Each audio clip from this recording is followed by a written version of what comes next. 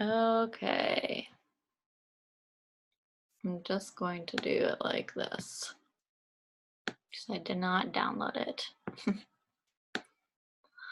Okay, so today we're going back to the basics.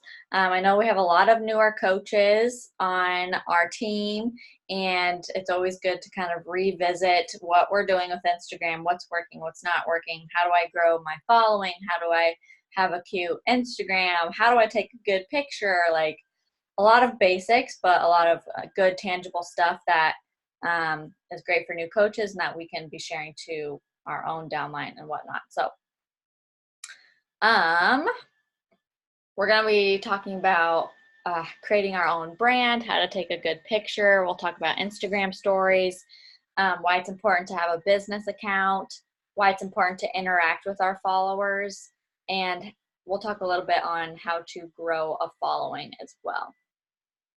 So, first and foremost, we need to kind of give ourselves a little pep talk, and because I feel like when it comes to Instagram, a lot of us can feel intimidated when we're first kind of stepping into this whole idea of marketing ourselves or growing a business on social media. We're not bloggers, or you might not feel like you're a blogger. You might not feel like you have what it takes, but any account that you have ever come across that you think is pretty, or you enjoy following, or you enjoy their content, that person had a day one just like you did, and they had to really figure out their niche. They had to figure out what they wanted to post about. They had to figure out how to take a good picture. Like, everyone starts somewhere and gets better as they practice. So we always hear, like, progress, not perfection. I'm going to show you what my posts used to look like versus what they look like now. So if you go to my Instagram, today you'll see, here's kind of a picture of what I have going right now. It's light, bright, and airy. But in the beginning, it was not like that.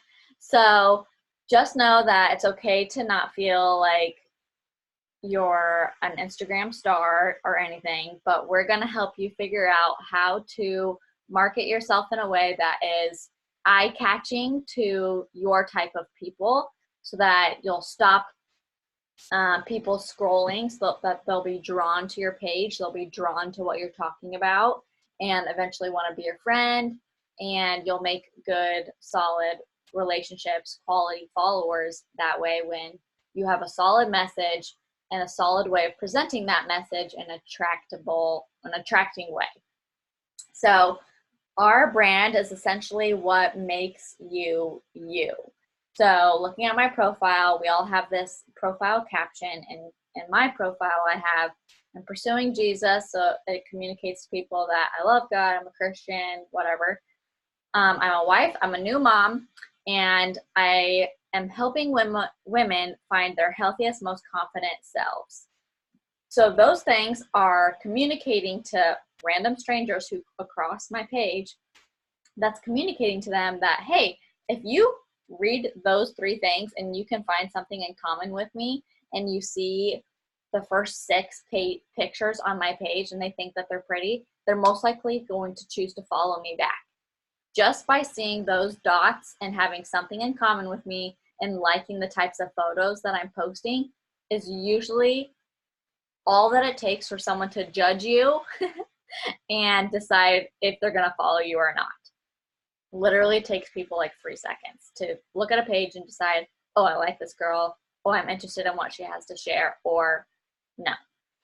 So I want you to think about what makes you you. Are you a teacher? Are you a dog mom? Are you a designer? Like, what did you graduate in? What do you like to do? Are you into gardening? Are you into whatever? It doesn't have to be just sports related. It needs to be other things outside of coaching that people can relate to you.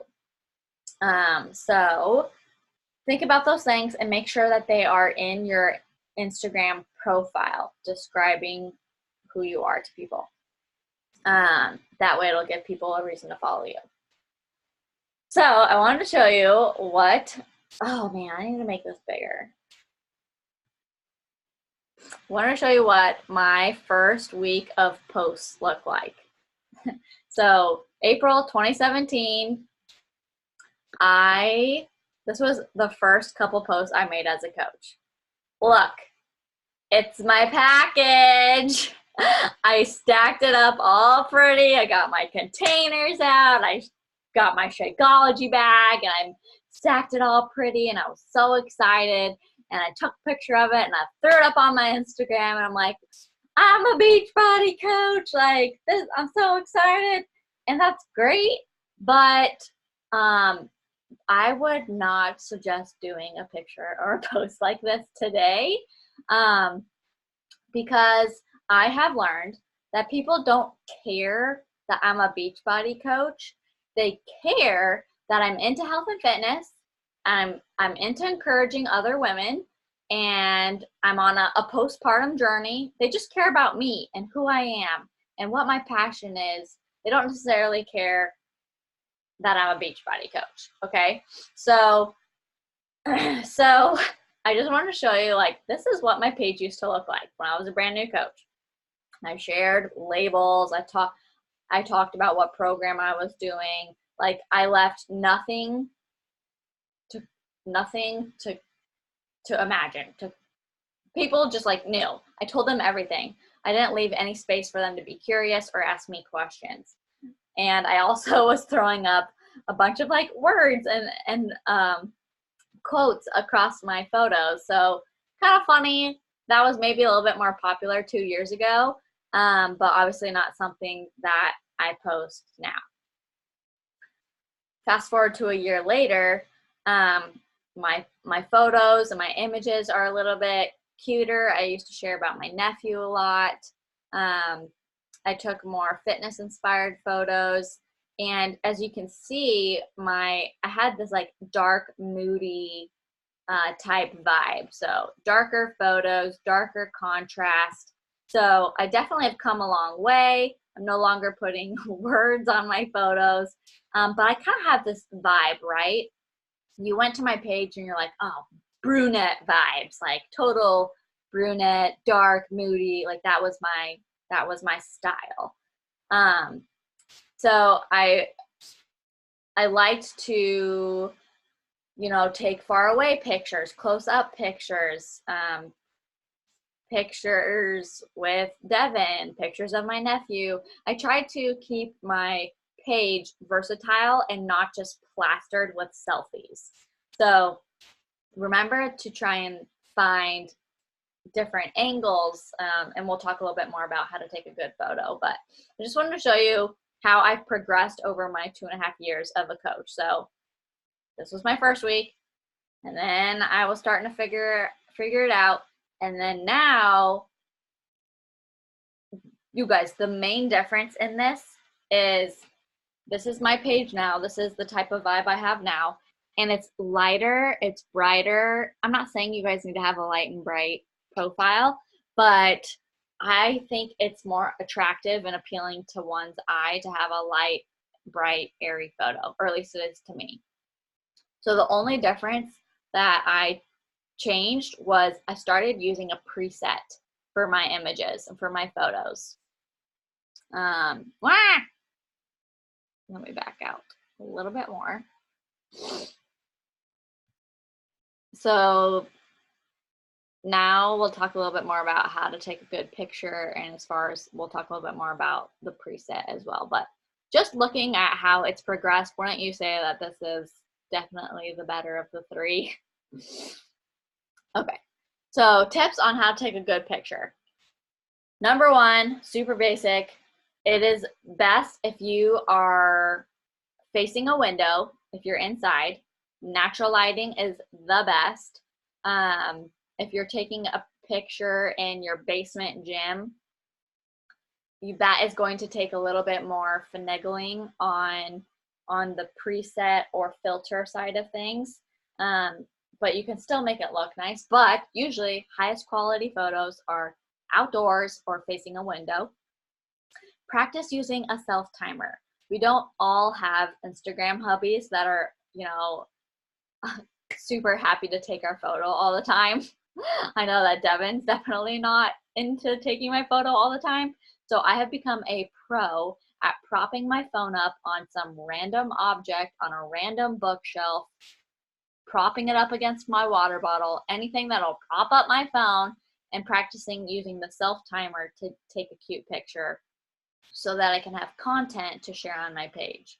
So especially as a new coach, it's like you're not ever really thinking about ever taking pictures of yourself until you're like, oh, I'm a coach now.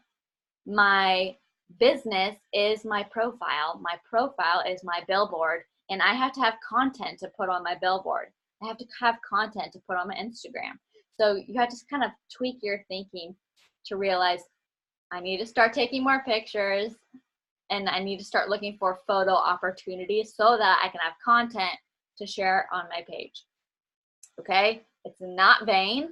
It is how you're going to grow your business. It is how you're going to use attraction marketing to find your types of people that can relate to you, and so on and so forth. So try different poses. Literally try just like going to Pinterest and searching how to pose in a picture, and you can get tons of different ideas of how to take a cute picture. Lots of ideas out there. So a little bit more on the preset that I use to make my photos light, bright, and airy is if you go to Etsy.com, type in presets, there are tons of different presets out there.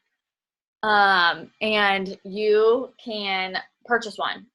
And they're like $3. There's like a whole bunch of them. I think mine was like $3. And you download, I think they like send you an image, and then you import that image into the Lightroom app, and the Lightroom app is free. You import that image into Lightroom, and then you essentially copy the settings of that image and you paste it onto your photos. So all of my photos eventually started looking more cohesive and consistent with each other as soon as I used that preset. I absolutely love what it does. Everyone should be using a preset if you want to have a professional looking page. Okay. Okay, next tip is Instagram stories. I feel like everyone knows how to do this by now. But my number one tip to people, hold on, I'm gonna take a drink, is to talk to the camera. I feel like that is the scariest thing for new coaches to do. Is sure, they'll take a photo or they'll take a video of something else, but they won't always like face the camera, talk to the camera about anything. And if it's your first time ever talking to the camera, it doesn't have to be anything serious or health and fitness related. Just, grab your dog, grab your baby, say something silly just to like break the ice and get used to talking to the camera. And then eventually you can share with them a healthy recipe that you're making, or talk to them about your new program that you're super excited to start, whatnot. So if you haven't talked to the camera yet, just do it. I'm going to challenge you to talk to the camera within 24 hours of this call. Share about your day, share your workout moves. And if you are using sharing your workout moves, there is a thing on your Instagram stories where instead of just taking a photo or doing a boomerang, you can slide over to the hands-free option. And if you hold down the hands-free button, it'll give you a countdown to like a 3-second countdown to let you back up and get into position to do your sample move. There's also or you could just use your regular video on your phone, record some sample moves, and then you could import that into apps like TikTok or Triller, are kind of hot right now, to kind of make more make them more fun and interesting. They might take you more time to do, so if you're already crunched for time, I wouldn't venture into that unless you have the time for it. But it's kind of just a fun way to shake up your sample moves. And then another thing to make sure you're doing on your Instagram stories is occasionally use a hashtag. So this is how I found a lot of followers when I was pregnant. All the pregnant ladies of the world want to know what other moms look like when they're 20 weeks pregnant, when they're 22 weeks pregnant, right? And so I was always using my hashtag 14 weeks pregnant, 30 weeks pregnant, fit pregnancy journey. And I was like using the crap out of those hashtags. And now being postpartum, I will say that I did not sign one single pregnant lady when I was pregnant. Like, that's rather frustrating because I know my upline coach got a couple pregnant ladies to sign up. But anyway, all of them are postpartum now and are watching me on my postpartum journey. And a lot of those girls who found me through pregnancy hashtags are now my challengers because they watched me, my journey through my pregnancy. And now they're watching me postpartum and they're like, oh, I'm postpartum too. Like, I've been following Sierra ever since we were both pregnant together and we both had our babies within the same month. And now we're connected because we're both have this postpartum weight loss to lose together. So that was all because I used hashtags that I knew other women were searching. So maybe you're not pregnant, but maybe you just got a new puppy or you just got a new job. You could hashtag like new puppy, new golden retriever puppy, new job, first day on the job, like whatever applies to you. Use that hashtag, but don't only use it, go search it and see who else is using that hashtag. A little bit more on that later.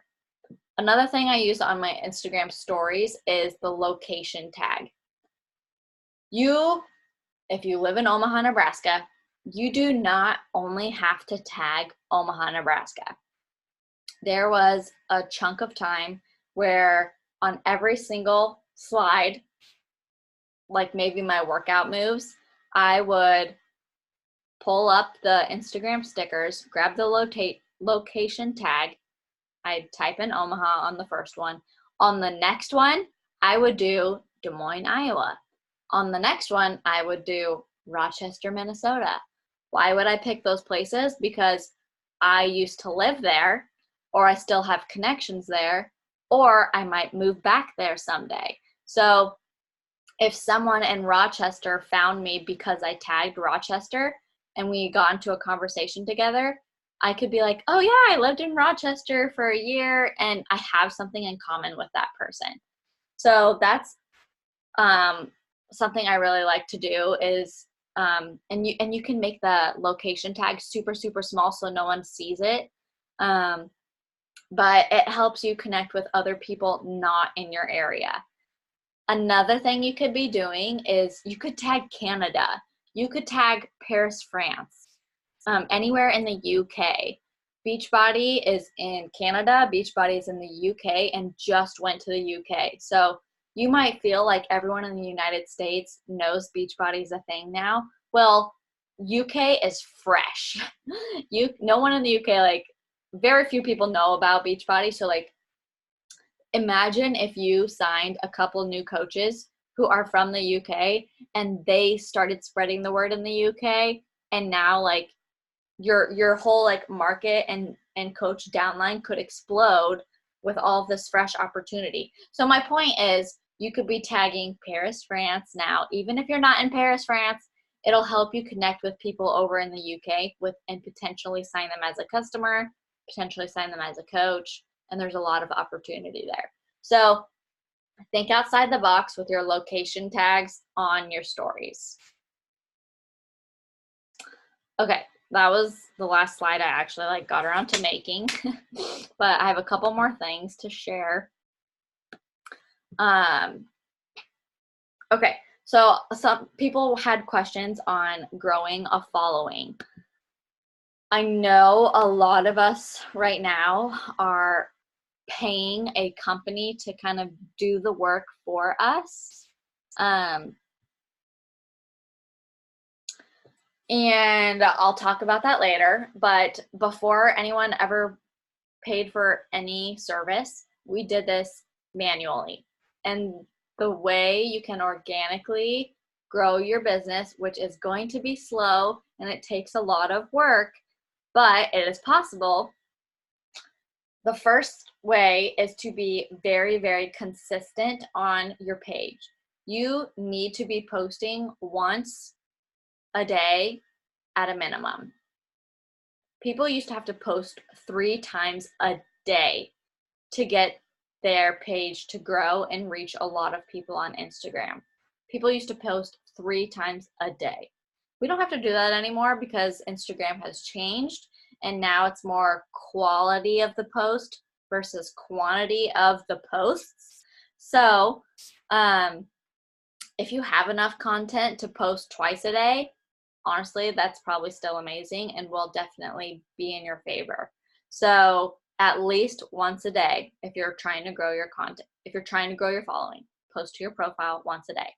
Instagram stories need to at least be, I would say at least 8 to 10 slides a day to stay consistent. Because the more active you are on your stories, the more likely Instagram is going to push your account out to more people. Consistency is so, so important. Again, another way to grow your following is to tag locations in your stories. And I would say besides being pregnant, that was like the only time I feel like hashtags actually served me. Being pregnant and postpartum. And maybe like if you're engaged or like wedding planning or something like that. I don't really know like when somebody else might like search a hashtag. I don't know, maybe that's incorrect. But when I posted, I used to like copy and paste tons of hashtags at the bottom of my caption or sometimes in the comments of my photo. I don't really do that anymore, but you could definitely still do that. What I would maybe try instead is find a hashtag that pertains to you and go search it. So 20 weeks pregnant, go search the hashtag. Actually, even if you're not pregnant, even if you're not a mom, you could go search 6 weeks postpartum. Because a lot of moms will be like, yay, I'm 6 weeks. The doctor cleared me. I can exercise now. You could go search that hashtag and find a lot of moms who are now able to exercise and probably have the weight to lose. So even if you're not a mom or whatever, you could go search hashtag 12 weeks postpartum or 2-month-old baby. And you could find lots of moms that are looking to start a postpartum journey just by you going and searching that hashtag. So once you pull up that hashtag and you're searching it, you can essentially just like scroll through, start liking a bunch of photos, and if you find a couple moms that you think are cute, maybe you have kids that are the same age, you can follow them and in hopes that they will see your notifications pop up and hopefully come back to your page. They'll see that it's cute and follow you back. So it takes time. Searching hashtags takes time.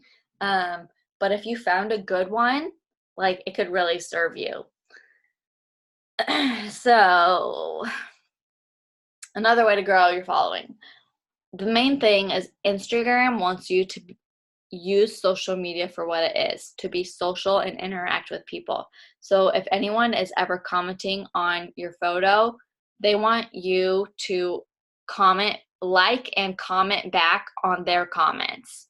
Interact with those who are commenting on your pictures because then they'll feel loved. They'll feel like, oh my gosh, this girl's paying attention to me, and be more likely to comment on your future posts as well.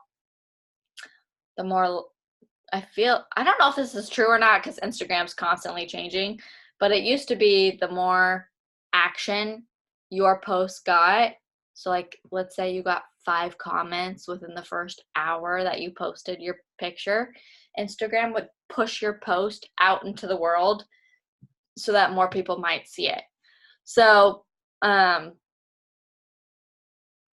if people are commenting on your post, make sure that you are engaging with them back, thanking them for liking your post, whatever. Engage with your people.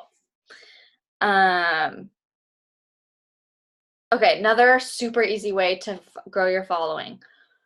Pick 3 of your friends from college that you liked hanging out with. Go to their page. Go to their followers. So essentially, they are friends of friends. You might not know them. They might just be acquaintances, but you have a friend in common. If somebody sees that, let's say I go follow Jill because she's a friend of my friend, and Jill sees, oh, Sierra followed me. Oh, look, like she's friends with Kaylee too. I guess I'll follow her back. If you have friends in common, they're much more likely to follow you back. So pick your top 5 friends that you think are similar to you, or maybe they're in the same life stage as you, or you have similar interests. Go to their followers, scroll through their followers, and start just following a bunch of them. And I would bet a good percentage of them will follow you back. So those are some organic ways that you could grow your following. And if you guys have other ways that you feel like have worked for you, please share. One more. I've got one more way that you could do this is pick your favorite blogger or I don't know, somebody you really enjoy following on Instagram. And then you can turn on notifications. So let's just say Bob. I love following Bob. He has really awesome content. And okay, let's pick a girl name. Jill. I like following Jill. She has really awesome content. Oh my gosh, Jill just made a post. It's noon. And I'm going to go to her post within 15 minutes of her posting it. And everyone that has liked that post within the last 15 minutes, so I can go see who has liked her post. And I can scroll through the 40 people who have liked her post already. And one, I can see that they're engaging with her post. They like her content. And they're active on Instagram. I want those people to follow me because they obviously like that type of content and they're obviously active on Instagram. Follow all those people. Usually find like a girl your age that has like awesome content or whatever. You could do this. You could follow essentially 50 people a day doing this. Go to that photo. Who is liking it? Literally, you can just judge them by their profile picture is what I usually would do, especially if I saw a wedding photo. If someone's like newly married, I know that usually they're out of college. Usually they have some sort of job because they're newly married. Like, I would always follow those people if I saw a wedding photo or an engagement photo. And you could just follow like 50 people right then and there. And again, usually a good percentage of those people will follow you back. Then usually on Sundays or one day of the week, you can go back to your following. So your profile picture, how many people are you following? And you want to make sure the amount of people that you're following versus the amount of people that are following you back is either close, or the amount of people that you're following is a little bit lower, so that the people that are following you is a little bit higher, is usually what you want to go for. So if you're following 50 new people a day, that number is probably going to go up fairly quickly every week. So you want to make sure that stays manageable. Go back through that list and maybe unfollow some people that you don't think are following you back or whatnot. So that's kind of a way you can organically do it. It is time consuming, but it usually pays off, because if you only have 400 followers, I started with 400 followers when I was a coach. Only 400 people were following my page when I started in April of 2017. I now have 10,000 people. 1 year ago, I was at 3,000 or 4,000. I purchased 21 Social. It is a company that I essentially give them my password. They log in as me, and they're doing the nitty-gritty work for me. So they're going out and finding people similar to me, and they're mass following people that will hopefully follow me back. And they're also unfollowing people who are not following me back. So I'm paying for that service. I think it's anywhere from $90 to $100 a month. It is an investment, but it has definitely paid off. So if I am paying $90 a month for their service, how many challenge packs do you need to sell in order to pay that off and make it worth it? Well, like 2.5. Because for every challenge pack you sell is $50, right? Well, so 2 challenge packs. If you can sell 2 extra challenge packs a month, it's paying for your service, and you're growing your following, you're building new relationships with those people, and eventually those people are going to become friends and potential customers. So it was like, seemed super expensive in the beginning, and it still does kind of seem expensive, but in the long run, over the past year, I've officially had it for a year. I bought it on like Black Friday last year, and they have grown my following 6,000 people. I'm now at 10K, and I definitely have converted a lot of those new followers that they found for me into customers. So sure, there were some times that they like followed creepers, and I didn't want them to follow those people. That I feel like that happened more so in the beginning. But they're in open communication with you, and that was honestly like something I had wanted to invest in last year, but felt like we didn't really have the money for it. So I literally asked for it for Christmas. That was my Christmas gift, was 2 months of this 21 Social service. That was my Christmas gift. And it ended up paying off so well that here I am. I'm still using it because it's paid off. So I know it's an investment, but if you have gone to a place where you are stuck and you feel like you don't have the time to be growing your market, and you feel like you've already reached out to everyone who's following you, and you've followed up with everyone who's watching your stories, I would say now is a good time to invest in at least 2 months of 21 Social, because that first month or two that you have purchased it, they do a lot of work for you. I think I got maybe 1,000 I would say they grew my account at least 100 people a week. So, and sometimes, man, I think there was even like my first month, I think I got 1,000 new followers in just my first month. So the beginning is quick. So think of, there's a website. I'll actually post it in our team page tonight, and I think I have a code that you can use too. But I think it's worth the investment for at least 1 to 2 months worth, so that you can have a boost of new people on your page. You don't have to commit to it every single month, but it definitely helps.